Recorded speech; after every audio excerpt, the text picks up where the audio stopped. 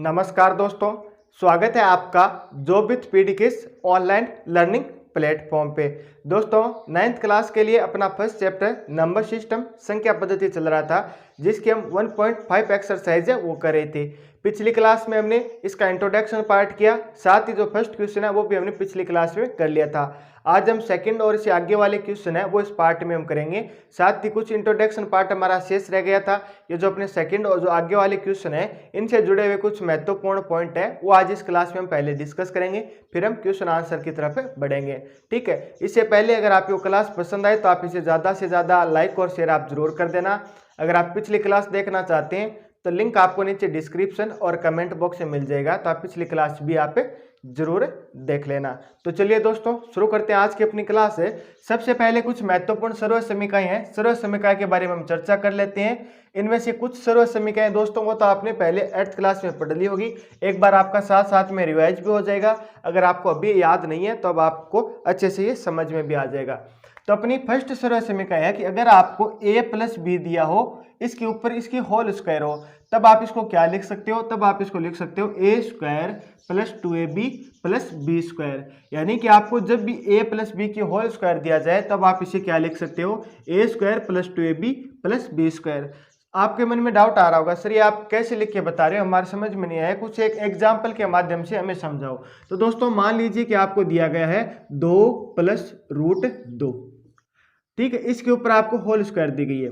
अगर यहाँ पे सीधा 2 होता तो ये 2 में 2 ऐड होकर कितना हो जाता है? 4, 4 की आप स्क्वायर कर देते हैं, आंसर आ जाता है आपका 16। लेकिन अब ये 2 है डायरेक्ट, तो इस 2 के अंदर ऐड होगा नहीं, तो ठीक है, ऊपर आपको क्या दी गई है? इसकी स्क्वायर भी दी गई, यानी ये तो अपना क्या हो जाएगा? ए हो जाएगा, पहला पद है वो तो ए हो जाएगा, प्लस का सिंबल है प्लस, फिर यह क्या हो जाएगा आपका? सेकंड है बी हो जाएगा। इसकी आपको क्या दी गई है? होल स्क्वायर दी गई है, ठीक है, यानी इसकी आपको स्क्वायर दी गई है। इसको हमें सोल्व करना है, तो हम कैसे सोल्व करेंगे? आपके पास फॉर्मूला है, फर्स्ट जो अपनी सर्व समीकरण है वो है ना, कि आप इसको क्या लिख सकते हो? आप इसको लिख सकते हो A square plus 2ab plus B square. अब हमें यहाँ पे सिर्फ और सिर्फ मान रखना है। ए का मान कितना है? 2 है, ठीक है, 2 ऊपर क्या है? स्क्वायर, स्क्वायर लगा दी। फिर यहाँ पे क्या होगा? 2, हमने 2 रख दिया। फिर हमारे ए की वैल्यू रखनी, ए कितना है? 2, फिर गुणा, फिर बी की वैल्यू रखनी है, बी की वैल्यू कितनी है? रूट 2, वो रख दिया हमने। फिर प्लस का सिंबल हमने प्लस लगा दिया। फिर है बी की स्क्वायर, बी कितना है अपना? रूट 2, तो रूट 2 की स्क्वायर, ठीक है। अब इसको आगे सोल्व कर लेंगे, तो ये कितना अपना 2, 2 की स्क्वायर कितनी होगी? 4, ठीक है, प्लस 2 का गुणा किससे होगा? 2 से, तो कितना आ जाएगा? 4। फिर आगे कितना है? रूट 2, तो ये मान कितना आ जाएगा? 4 रूट 2 प्लस रूट 2, रूट 2 की स्क्वायर है। दोस्तों जब भी रूट 2 का गुणा रूट 2 से होता है, ठीक है, यानी कि 2 रूट में संख्या है और संख्या समान है, तब हमेशा क्या आ जाती है? वही संख्या आ जाती है। यानी दोनों संख्या समान है, दोनों रूट में है, तो वही संख्या मीन्स यहाँ पे क्या आ जाएगा? 2 आ जाएगा। तो ये कितना हो जाएगा? प्लस में हमारा 2 आ जाएगा। ये कैसे आता है दोस्तों वो भी मैं आपको आगे बताऊंगा, आप चिंता मत करें, ठीक है, एक बार इतना ही आप समझने की कोशिश करें, ठीक है। तो रूट 2 का गुणा जब रूट 2 से हुआ तो ये कितना आ गया? 2 आ गया। आगे जो संख्या जुड़ रही है उन्हें हम जोड़ देंगे, तो 4 में आपका 2 जोड़ के कितना हो जाएगा? 6 हो जाएगा। ये किसी में ऐड नहीं होगा, तो इसको हम ऐसा का ऐसा लिख देंगे, यानी कि 2 6 प्लस 4 रूट 2, ये अपना क्या हो जाएगा? आंसर हो जाएगा। यानी कि हमें ऐसा मान दिया गया था, ठीक है, इसे हमें क्या करना था? सोल्व करना था। हमें एक व्यंजक दिया गया था, इसे हम सोल्व करेंगे, किस थ्रू कर लेंगे दोस्तों? हम अपनी जो फर्स्ट हमें सर्व समीकरण दी गई है इसके थ्रू हम इसे सोल्व कर सकते हैं। यानी ए प्लस हमें बी दिया गया हो, इसकी होल स्क्वायर हमें दी गई हो, इसे सोल्व करना हो तो हम कैसे करेंगे? A square plus 2ab plus B square. यहाँ पे ए का मान आपको कुछ भी दिया जा सकता है। ए का मान ऐसे आपको यहाँ पे दे दिया जाए रूट 3, ठीक है, यहाँ पे दे दिया गया आपका रूट 2, तो फिर आपको यहाँ पे क्या हो जाएगा दोस्तों? इसे 3 रूट के अकॉर्डिंग हम सोल्व कर लेंगे। जैसे यहाँ पे रूट 2 था, इसी प्रकार यहाँ पे क्या हो जाएगा? रूट 3 हो जाएगा। यहाँ पे मान लीजिए कि आपको रूट 3 दिया गया था और यहाँ पे आपको 4 दे दिया जाता, तो फिर इसी अकॉर्डिंग ये सोल्व हो जाता। यानी दोनों मान रूट में भी हो सकती हैं, कोई एक मान आपका रूट में हो सकता है, ठीक है, या आपको कुछ और भी दिया जा सकता है, ठीक है। लेकिन आपको याद रखना है, सिर्फ पहला होता है वो ए होता है, तो हमने ए की वैल्यू रखनी है। फिर आपका सेकंड होता है ये बी होता है, हमें बी की वैल्यू रखनी है। ज्यादा इसमें कुछ नहीं करना, सिर्फ और सिर्फ हमें जो वैल्यू दी गई है वो वैल्यू की वैल्यू हमें वहां पे रखनी होती है, ठीक है। आई होप कि आपको ये समझ में आ गया होगा। तो अगर दोस्तों आप ये फर्स्ट इंट्रोडक्शन पार्ट समझ गए ना, तो आप क्वेश्चन यूं चुटकियों में उड़ा देंगे, आप बिल्कुल भी आपको ऐसा कंफ्यूज नहीं होगा कहीं पे भी, ठीक है, कोई भी आपका डाउट नहीं होगा, खुद से आप क्वेश्चन सोल्व कर लोगे। मेरा टारगेट यही रहता है कि मैं आपको इस प्रकार समझा दूं कि आपको कोई भी क्वेश्चन दिया जाए आप उसको चुटकियों में सोल्व कर लो। मेरा टारगेट यही रहता है। ऐसे नहीं कि 4 क्वेश्चन है, चारों क्वेश्चन मैंने लिख दिए, चारों क्वेश्चन आपको करवा दिए। मैं ऐसा कभी नहीं करता हूं। मैं आपको हर बात बताता हूं कि क्या चीज है वो कैसी आई, ठीक है, ऐसे हमने कैसे क्यों किया, हर क्यों का मैं आपको जवाब देने की कोशिश करता हूं। ठीक है, अगर आपको क्लास पसंद आती है तब आप लाइक और शेयर करने में यहाँ पे आपको कभी भी कंजूसी नहीं करनी है। बात मैं आपको बार बार बोलता हूँ। हम नेक्स्ट बढ़ते हैं। नेक्स्ट हमारी जो सर्व समीकरण है वो यहाँ पे क्या है, यहाँ तो हमें प्लस का सिंबल दिया गया था, जरूरी थोड़ी हर बार प्लस का हो। अगर हमें माइनस का सिंबल दे दिया जाए तब इसको कैसे सोल्व करेंगे। तो माइनस का सिंबल दे दिया जाएगा तो ए तो क्या अपना प्लस में है, तो ए की स्क्वायर करेंगे तो वो भी किस में आ जाएगा, प्लस में आएगा। ठीक है, बी है एक, तो ये बी माइनस है, इसके में होल स्क्वायर करेंगे तब होल स्क्वायर का मीन्स क्या होता है, बी का गुणा किससे होगा, माइनस बी से वापस होगा। माइनस का गुणा माइनस से क्या हो जाएगा, प्लस हो जाएगा। बी गुणा बी यानी एक बी कितने हो जाएंगे, बी की स्क्वायर हो जाएंगे। तो ये क्या आ जाएगा आपका, प्लस का बी स्क्वायर आ जाएगा। तो आपको ये तो समझ में आ गया ए स्क्वायर प्लस का कैसे आया, बी स्क्वायर है वो प्लस का कैसे आया, तो आपको समझ में आ गया होगा। अब ये बचा कि माइनस 2ab यहाँ पे कैसे आया। ठीक है, तो दोस्तों यहाँ पे तो क्या था, प्लस था, क्योंकि दोनों पद किस कहते हैं, प्लस कहते हैं, तो यहाँ पे तो प्लस आया। लेकिन यहाँ पे क्या है, बी क्या है, माइनस का, तो यहाँ पे क्या आ जाएगा आपका, एक माइनस आ जाएगा। ठीक है, यानी कि जब भी आपको दिया जाए a माइनस बी की स्क्वायर आपको दी गई हो तब आप इसे कैसे सोल्व करेंगे, तब आप इसे सोल्व करेंगे a square minus 2ab plus B square. आपके मन में डाउट आ रहा होगा सर इससे भी कोई एग्जाम्पल के माध्यम से समझाइए, तो चलिए कोई भी एक एग्जाम्पल ले लेते हैं। तो हमने ले लिया 2 माइनस रूट 3। ठीक है, या फिर हम दोनों संख्या एक बार रूट की ले लेते हैं। तो मान लीजिए हमने ले लिया 2 रूट 3, हमने ले लिया 2 रूट 3। तो फर्स्ट है ये तो अपना क्या हो जाएगा, ए हो जाएगा, ये अपना क्या हो जाएगा, बी हो जाएगा। इसे हम कैसे लिखते हैं, ए और बी की क्या है, ए माइनस बी की होल स्क्वायर है, तब इसका फॉर्मूला ये सर्व समीकरण अपनी क्या है, ये ए स्क्वायर माइनस 2ab, ठीक है, प्लस बी स्क्वायर। ए की वैल्यू कितनी है, रूट 2, तो हमने रूट 2 लिख दी, रूट 2 की स्क्वायर माइनस 2। ठीक है, ये यहाँ पे कितना है, रूट 2, तो हमने क्या कर दिया, रूट गुणा रूट 2 गुणा रूट 3 प्लस बी की स्क्वायर कितनी है, बी की स्क्वायर है रूट 3। ठीक है, रूट 3 की स्क्वायर। अब दोस्तों रूट 2 की स्क्वायर का मीन्स क्या हो जाएगा, 2 हो जाएगा। मैंने आपको अभी बताया था, और कैसे होता है ये मैं आगे आपको एक्सप्लेन करूंगा, पूरा कारण के सहित बताऊंगा। ठीक है, आगे आपका कोई भी डाउट नहीं रहेगा। एक बार आप इतने की समझने की कोशिश करें कि 2 रूट 2 का मान कितना होता है, 2 होता है, तो हमने 2 लिख दिया। फिर माइनस ये कितना है, रूट 2 है, ये रूट 3 है, ये दोनों मिलके कितने हो जाएंगे, रूट 6 हो जाएंगे। गुणा किससे हो रहा है, 2 से हो रहा है, आगे प्लस का सिंबल है। ठीक है, ये भी रूट 3 है। ठीक है, रूट 3 गुणा रूट 3, दो संख्या समान है, दोनों रूट के अंदर है, तो मिलके क्या बना लेंगे, ये संख्या एक है वो बाहर आ जाएगी, यानी कि ये 3 और 3 मिलके क्या हो जाएगा, बाहर आ जाएगा। ठीक है, रूट 3 और रूट 3 कितना हो जाएगा, 3 हो जाएगा, तो यानी प्लस का 3 हो गया। ये रूट 6 कैसे हुआ, रूट 2 और रूट 3 6 कैसे हुआ, ये भी मैं आपको आगे बताऊंगा। ये देखिए दोस्तों पूरा क्रम वाइज चलेगा। ठीक है, अभी मैं इनके एग्जाम्पल आपको करके बता रहा हूँ, आगे आपका पूरा ये क्रम वाइज मैं आपको बताते हुए चलूंगा, आपको कोई भी डाउट है इसमें नहीं रहेगा। ठीक है, तो ये अपना इसको सोल्व किया तो ये मान आ गया। आगे जो संख्या ऐड हो रही है उन्हें ऐड कर देंगे, जैसे 2 और 3 ऐड होकर कितना हो जाएगा, ये 5 हो जाएगा, माइनस 2 रूट 6, तो ये अपना आंसर आ जाएगा। यानी जब हम इसको हम सोल्व करेंगे, रूट 2 माइनस रूट 3 के हमें होल स्क्वायर दिया गया है, इसको हम सोल्व करेंगे तो इसका आंसर कितना आ जाएगा, इसका आंसर आ जाएगा 5 माइनस 2 रूट 6। ठीक है, क्लियर है। फर्स्ट और सेकंड सर्व समीकरण दोस्तों आपको समझ में आ गई होगी। मैंने आपको एग्जाम्पल के माध्यम से दोनों को बताने की कोशिश की है कि इससे आपके क्वेश्चन कैसे पूछे जा सकते हैं और इससे आपके क्वेश्चन है वो किस प्रकार पूछे जा सकते हैं, तो आप दोनों को इजीली सोल्व कर पाओगे। ठीक है, नेक्स्ट बढ़ते हैं। जो अपनी तीसरी हमें सर्व समीकरण दी गई है, यानी कि हमें क्या कर दिया, अभी तो प्लस का दिया जा रहा था, दोनों प्लस थे, अभी क्या थे, दोनों माइनस थे, तब तो हमने ऐसे सोल्व कर लिए। अभी हमें एक पद तो इस प्रकार प्लस का दे दे, एक पद हमें क्या कर दे, माइनस का दे दे, तब हमें कैसे सोल्व करेंगे, चलिए उन्हीं पे चर्चा कर लेते हैं। ठीक है, तो मान लीजिए कि आपको दिया गया हो 3 प्लस रूट 2, इसी प्रकार 3 माइनस रूट 2, ये तो क्या है, ए प्लस बी, और ये क्या बन गया, ए माइनस बी। ठीक है, दोनों पद समान है ना, दोनों जगह आप देख लीजिए, ए प्लस बी, ए माइनस बी। इसे हम कैसे सोल्व करेंगे, हमारे पास सर्व समीकरण है, जब भी हमारे पास ये फॉर्मेट बन रहा हो तो इसे हम क्या लिख सकते हैं, इसे हम लिख सकते हैं ए की स्क्वायर माइनस बी की स्क्वायर। ए यहाँ पे कितना है, अपना 3 है, तो 3 की स्क्वायर, माइनस का चिन्ह हमने माइनस लगा दिया, बी की स्क्वायर यानी रूट 2 की स्क्वायर। 3 की स्क्वायर हम सब जानते हैं कितनी होती है, 9 होती है, माइनस का चिन्ह हमने माइनस लगा दिया। रूट 2 की होल स्क्वायर का मीन्स दोस्तों, इसकी स्क्वायर का मीन्स क्या होता है, रूट 2 गुणा रूट 2 यानी कितना हो जाता है, 2 हो जाता है। 9 में से 2 घटेगा तो आंसर आपका कितना आ जाएगा 7।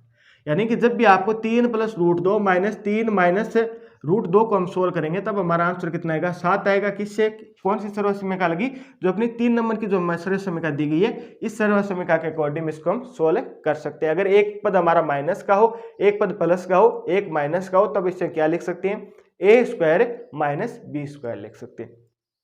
अब दोस्तों जरूरी थोड़ी है कि आपको दोनों ये प्लस ही दिया हो, ये माइनस ही दिया हो, या दोनों पद समान दिए जाए, आपको अलग अलग भी तो दिए जा सकते हैं। यानी a + b और इस तरफ आपको c + d दे दिया जाए, ठीक है। इस तरफ तो क्या है दोस्तों, a + b है, इधर क्या है, c + d है। तब इससे हम कैसे सोल्व करेंगे, तो दोस्तों ये तो क्या हो जाएगा आपका एकदम सिंपल गुणा हो जाएगा। सिंपल गुणा किस प्रकार है कि पहले ये संख्या है ना, तो ये तो इससे गुणा होगी, पहली संख्या से गुणा हो जाएगी दूसरी तरफ, तो यानी a का गुणा c से होगा तब ये क्या हो जाएगा, ac आ जाएगा।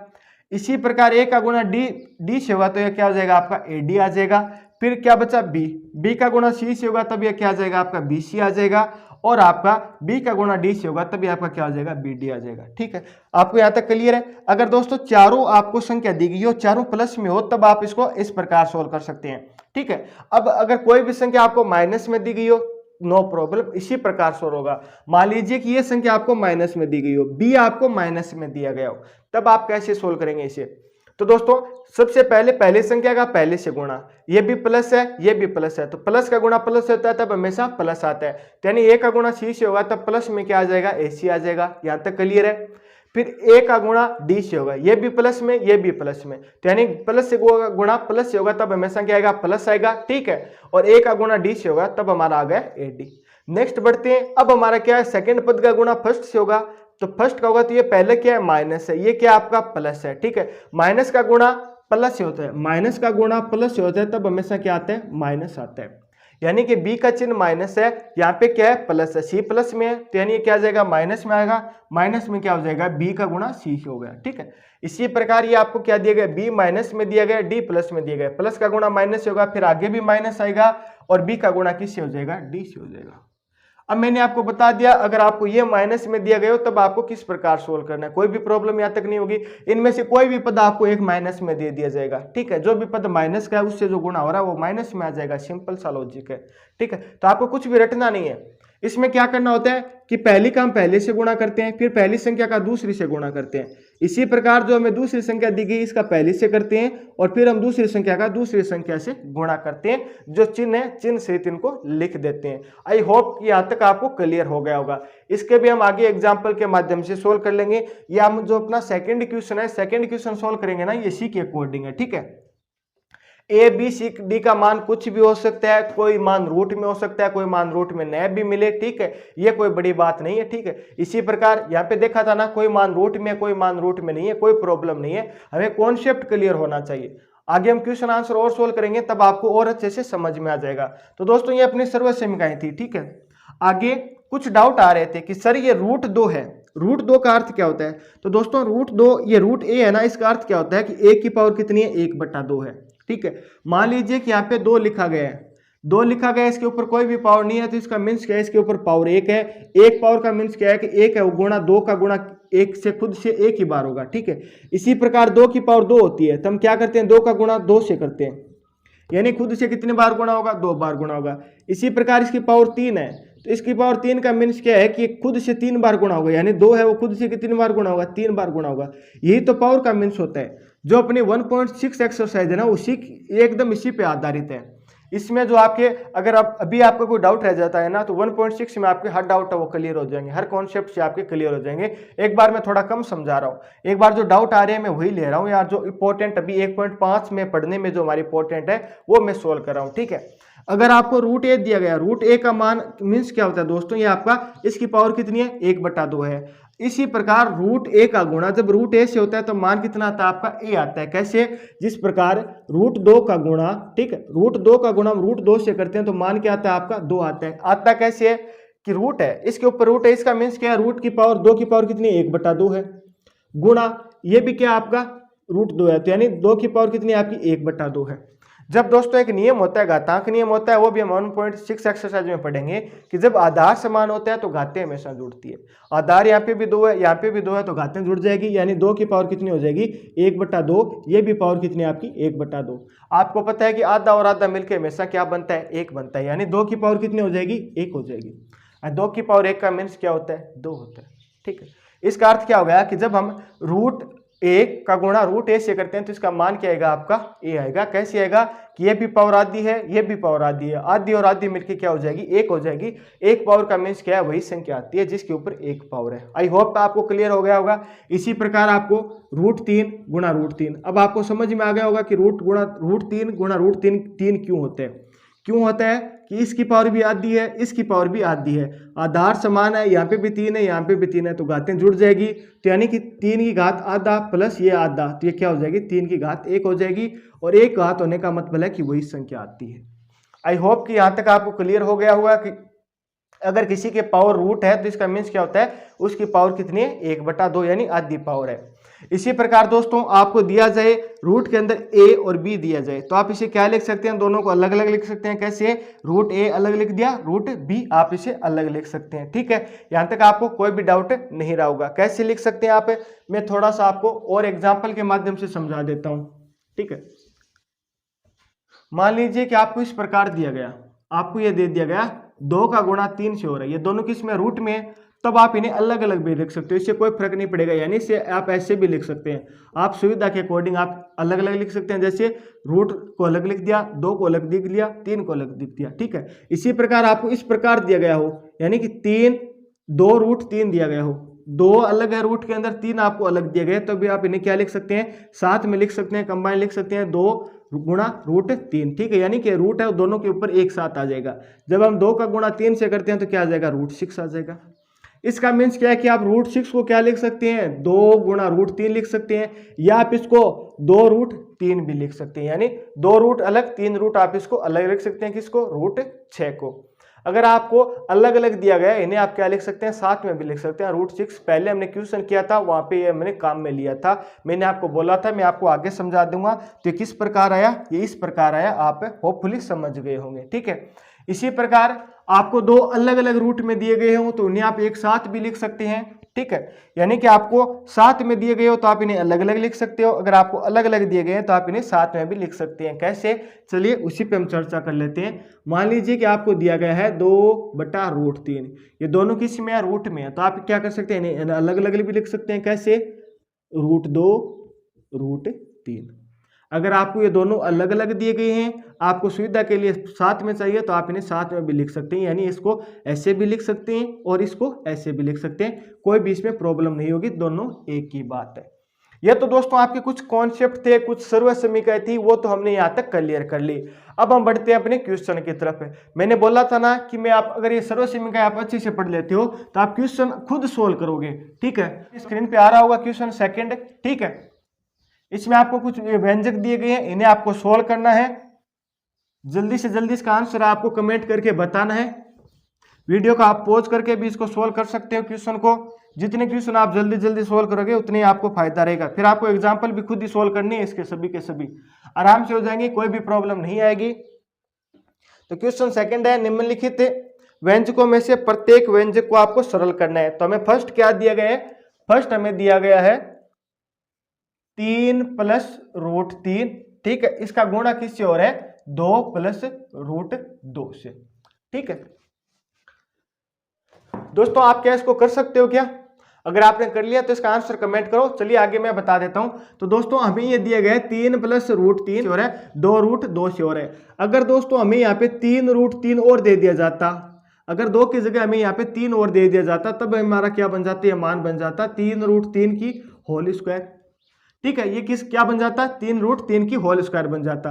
तब इसको हम कैसे सोल्व कर लेते, a + b की होल स्क्वायर वाला यहाँ पे फॉर्मूला लग जाता, इसको हम इजीली सोल्व कर पाते। लेकिन हमें यहाँ पे क्या दिया गया है, 2√2 दिया, यानी ये हमारा कंडीशन नहीं बन रही है, हमारी कंडीशन अलग बन रही है।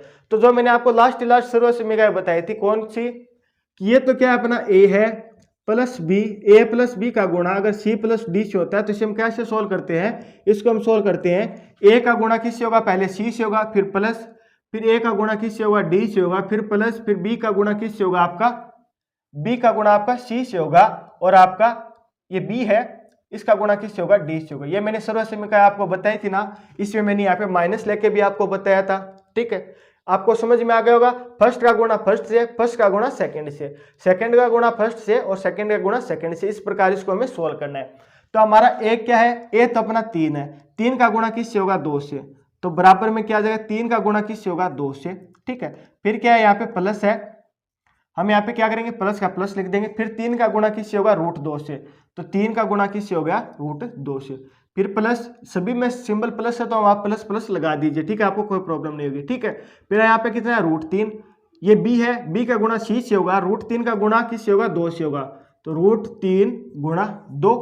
फिर आपका आगे बढ़ते हैं, ये किसका, √3 और ये क्या है आपका √2, तो √3 का गुणा किससे होगा, आपका √2 से होगा।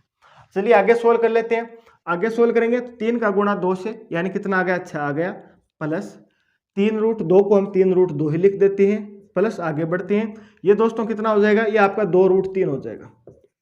यहाँ पे क्या दोस्तों उल्टा है, यहाँ पे तो क्या √2 अंदर है, यहाँ पे √2 बाहर है। अगर दोनों तरफ √2 अंदर होता, यानी यहाँ पे भी कितना होता है, ये 3√2 होता, और यहाँ पे भी आपका कितना हो जाता, 3√2 हो जाता। तब ये क्या हो जाती है, ऐड हो जाती है, यहाँ पे भी 3√2, यहाँ पे भी 3√2, तो ये क्या हो जाता है आपका 6√2 हो जाता। लेकिन यहाँ पे क्या उल्टा है, ये यहाँ पे अंदर है, ये यहाँ पे बाहर है, तो यानी ऐड नहीं होंगे, दोनों अलग अलग हो गए। ठीक है, आगे बढ़ते हैं।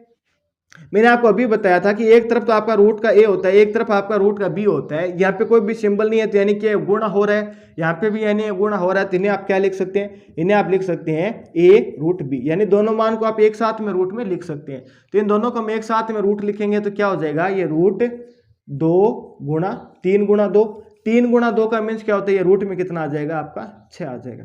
अगर आगे कोई और जुड़ रहा है तो इन्हें आप जोड़ दीजिए, अगर आगे ऐड नहीं हो रहा है तो ये अपना आंसर हो जाएगा। तो यानी इसका जो आंसर होगा वो क्या हो जाएगा, आपका 6 + 3√2 + 2√3 + √6। कैसे आया, ये अपना कौन सी सर्व समीकरण लगी, यहाँ पे a + b c + d वाली सर्व समीकरण लगी। यह हमारा इस प्रकार ये सर्व समीकरण थी। हमने सिर्फ और सिर्फ इसकी वैल्यू पुट की है, कुछ नहीं किया। a की जगह हमने a का मान रखा, c की जगह हमने c का मान रखा, और ये अपना आंसर आ गया। आंसर क्या आया, 6 + 3√2 + 2√3 + √6। ये अपना आंसर हो गया। ठीक है, चलिए बढ़ते हैं सेकंड क्वेश्चन की तरफ। इसका सेकंड का अपना सेकंड है, जिसके अंदर आपको दिया गया है 3 + √3, और यहाँ पे आपको क्या दे दिया, 3 - √3। ठीक है, ये तो दोस्तों आप इजीली देखते ही बता सकते हो, इसको तो आप इजीली देखते ही सोल्व कर सकते हो। ये तो कितना है, 3 + √3 है, यहाँ पे कितना है, 3 - √3। ये तो दोस्तों इसी प्रकार का तो हमने क्वेश्चन कर लिया था। ये तो क्या आपका a + b है, और ये क्या आपका a - b है। a + b a - b, ये सर्व समीकरण आपकी क्या बनती है, a² - b² बनता है। तो यहाँ पे a की वैल्यू कितनी है, 3, तो ये आपकी होगी 3 की स्क्वायर। ठीक है, माइनस का सिंबल माइनस लगा दिया। b कितना है, √3, तो √3 की स्क्वायर। 3 की स्क्वायर तो हम सभी जानते हैं कितने होती है, 9 होती है, माइनस √3 का स्क्वायर मीन्स क्या हो जाता है, ये √3 और √3। अभी मैंने बताया था पावर आधी जुड़ के कितनी हो जाएगी, पावर हो जाएगी 1, यानी 3 की पावर 1, 3 की पावर 1 का मीन्स होता है 3। तो यानी यहाँ पे माइनस में कितना आ जाएगा, 3, 9 में से 3 घटेगा तो आंसर कितना आ जाएगा, 6। यानी कि 3 + √3, 3 - √3, इसको सोल्व करेंगे तो इसका आंसर कितना आ जाएगा, 6 आ जाएगा। कौन सी सर्व समीकरण लगेगी, सर्व समीकरण यहाँ पे बन गई a² - b²। ये अपना सेकंड क्वेश्चन हो गया। आई होप यहाँ तक आपको कोई भी प्रॉब्लम नहीं होगी, क्यों कि इसका जो हमने एक एग्जाम्पल के माध्यम से इसको हमने समझ लिया था अच्छी तरह से। ठीक है, इस कारण इसमें आपका कोई भी डाउट नहीं रहा होगा। अगर कोई भी डाउट है तो आप कमेंट जरूर कर देना। आपका क्वेश्चन नंबर 3 है, क्वेश्चन है इसमें आपको √5 + √2 दिया गया है। इन दोनों की आपकी क्या दी गई, स्क्वायर दी गई है। तो ये दोस्तों आपकी यहाँ पे कौन सी सर्व समीकरण लगेगी, यहाँ पे लगेगी a + b की होल स्क्वायर। ये है, ये b है, इसकी होल स्क्वायर लगेगी तो ये क्या हो जाता है, a² + 2ab + b²।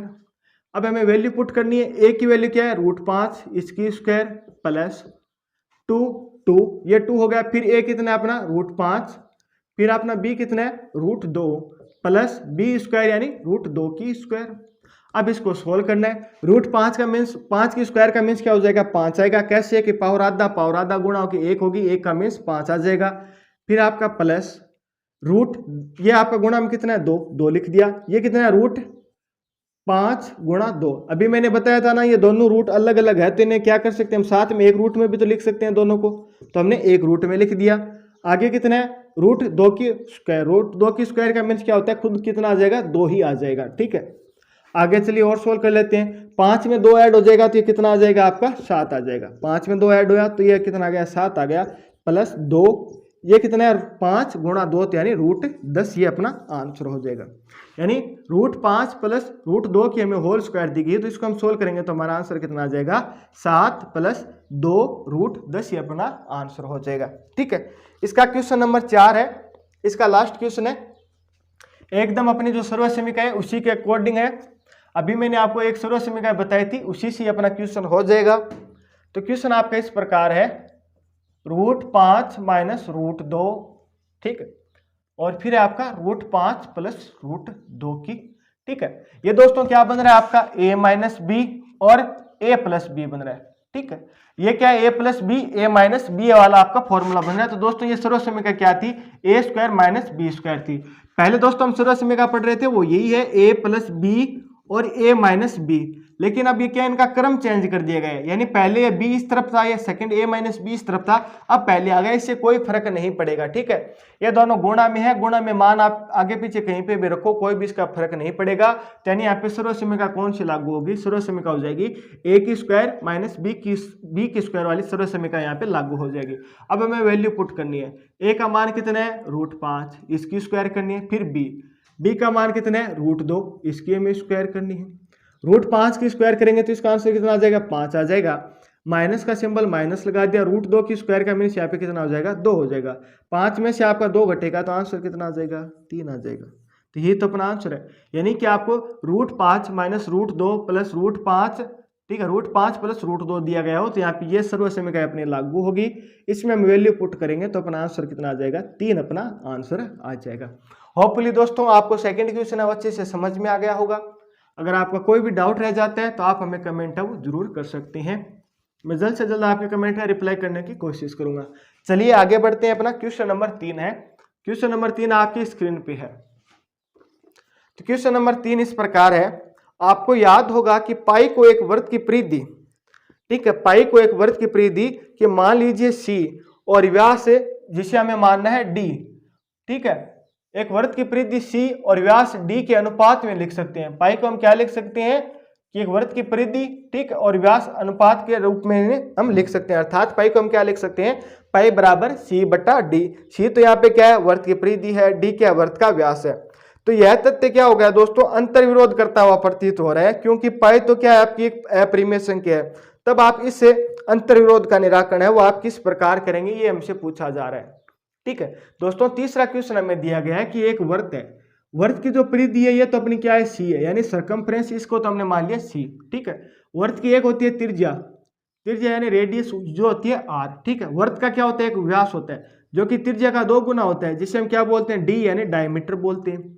यहाँ पे बोला जा रहा है कि जो पाई है ना, पाई क्या होता है, वृत्त की परिधि और वृत्त के व्यास का क्या होता है, अनुपात होता है। ठीक है, यह हमें अनुपात होता है, ये तो हमें बोला जा रहा है। अगर ये इस प्रकार दोनों बराबर होते हैं तो ये तो क्या आपकी एक अपरिमेय संख्या, पाई क्या आपकी एक अपरिमेय संख्या। मैंने आपको पहले इसका जो बेसिक बताया था उसमें बताया था कि पाई एक अपरिमेय संख्या है। आप बोलोगे सर पाई का मान तो हम 22/7 लेते हैं, तब अपरिमेय संख्या कैसी हुई है, तो आपके क्या होगा, p/q के रूप में हो गया। p/q के रूप में तो यानी परिमेय, तो अपरिमेय कैसी हुई।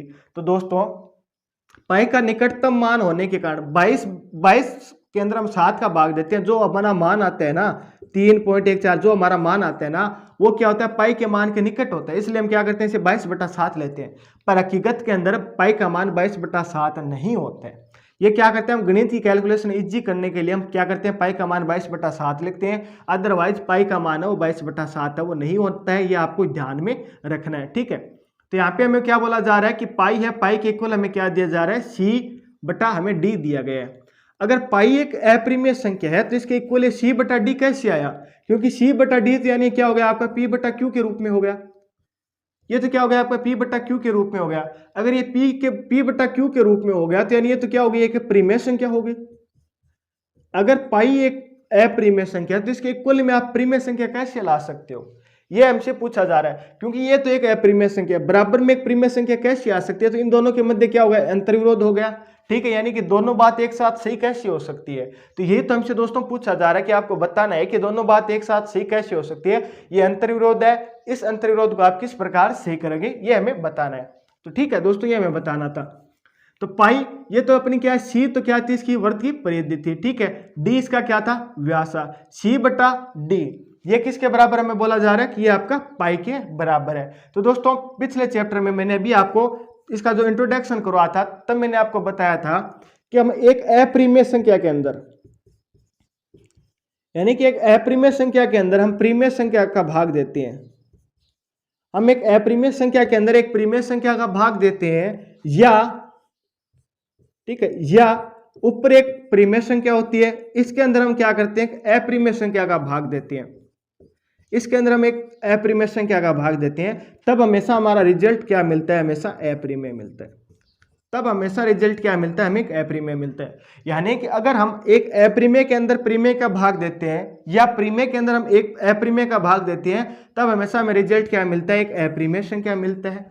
यानी कि अगर इनमें से कोई भी एक अप्रीमेय हो, यानी सी और डी में से कोई भी एक क्या हो, आपकी अप्रीमेय हो और कोई भी आपकी एक प्रीमेय हो, अगर दोनों अलग अलग है, एक प्रीमेय है एक अप्रीमेय, तब हमारा मान क्या आ जाएगा, एक प्रीमेय आ जाएगा। यानी तब ये बात अपनी क्या हो जाएगी, सी हो जाएगी।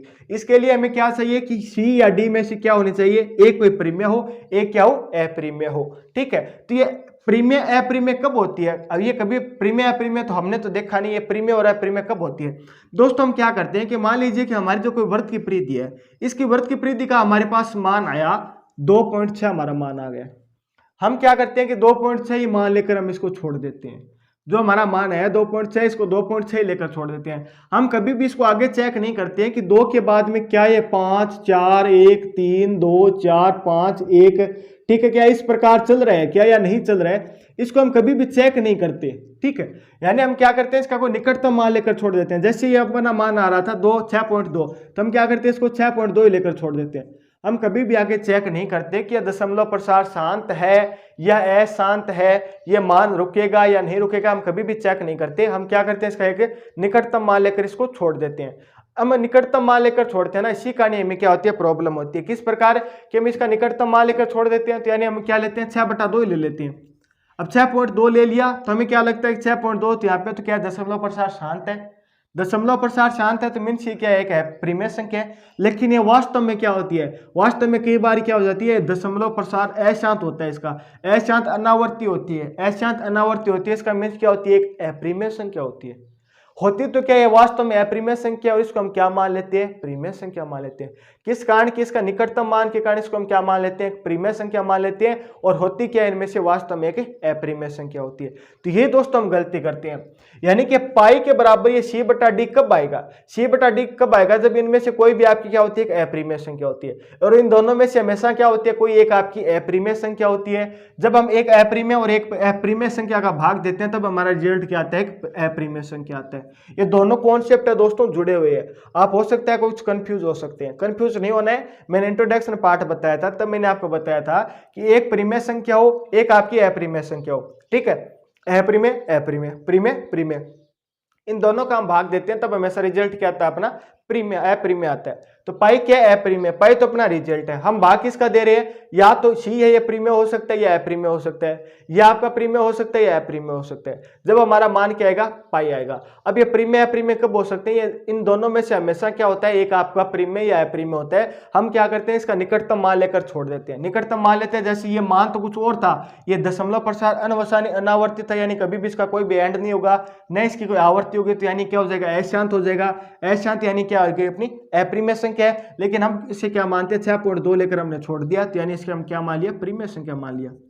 लेकिन जबकि ये वास्तव में होती क्या है, वास्तव में अपनी अप्रीमेय संख्या होती है। अप्रीमेय संख्या, इन दोनों में से एक अप्रीमेय संख्या होगी, तो मान ऑटोमेटिक इसका अप्रीमेय आ जाएगा। तो ये इन दोनों में से एक आपकी अप्रीमेय संख्या, तो मान तो अपनी क्या आएगा, ऑटोमेटिक अप्रीमेय संख्या आ जाएगा ना, क्योंकि इस कॉन्सेप्ट से अपना मान तो अप्रीमेय आ जाएगा। और हम क्या समझते हैं कि इनमें से दोनों के दोनों प्रीमेय है, लेकिन वास्तव में ऐसा नहीं होता है। यानी कि दोनों कथन आना, इन दोनों कथन का क्या हो रहा है, अंतर्विरोध कहीं पे भी नहीं हो रहा है। ठीक है, अतः यहां पे क्या है, अतः यहां कोई अंतर्विरोध नहीं है, कोई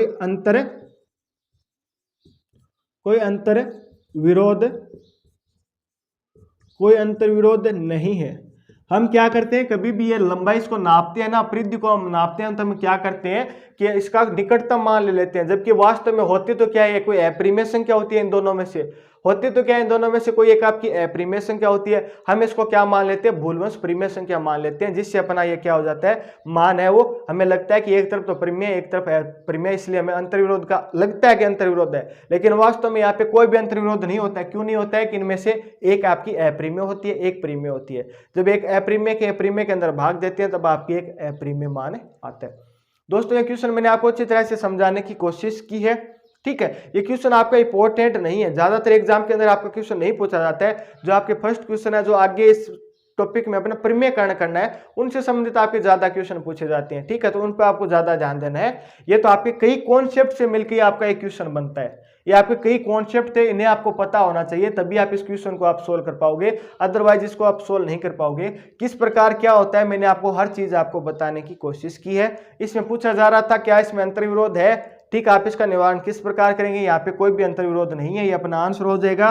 क्यों नहीं है कि इनमें से क्या होती है, हमेशा एक कोई संख्या अप्रिमेय होती है। हम क्या करते हैं, निकटतम मान के कारण इसे परिमेय मान लेते हैं, जो कि हमारी भूल होती है, जिस कारण हमें ये अंतर्विरोध लगता है, लेकिन वाक्य में यहाँ पे कोई भी अंतर्विरोध नहीं है। दोस्तों आज के लिए हम इतना ही रखते हैं। आज इसमें हमने सेकंड क्वेश्चन है वो सोल्व कर लिया, और क्वेश्चन नंबर 3 है वो सोल्व कर लिया, ठीक है। इसका इंट्रोडक्शन पार्ट भी हमने कर लिया था, ठीक है। नेक्स्ट क्लास में अपना इंपॉर्टेंट टॉपिक है, जैसे कि रूट के अंदर जो संख्या है उन्हें हम संख्या रेखा पे कैसे दर्शाते हैं, ठीक है। संख्या का परिमेयकरण करना वो काफी इंपॉर्टेंट है, उससे आपके अक्सर क्वेश्चन पूछे जाते हैं, तो वो हम नेक्स्ट पार्ट के अंदर सोल्व कर लेंगे, ठीक है। अब ज्यादातर क्लास है वो आपकी रेगुलर रहेगी, तो वो कोई भी प्रॉब्लम आपको नहीं देखने को मिलेगी। बस आप ज्यादा से ज्यादा लाइक और शेयर है वो आप जरूर कर दिया करें, ठीक है। आज के लिए बस इतना ही, फिर मुलाकात होगी इसी प्रकार एक और बेहतरीन क्लास के साथ। तब तक आप हंसते रहना, मुस्कुराते रहना, देखते रहना जो विद पीडी। जय हिंद, जय भारत।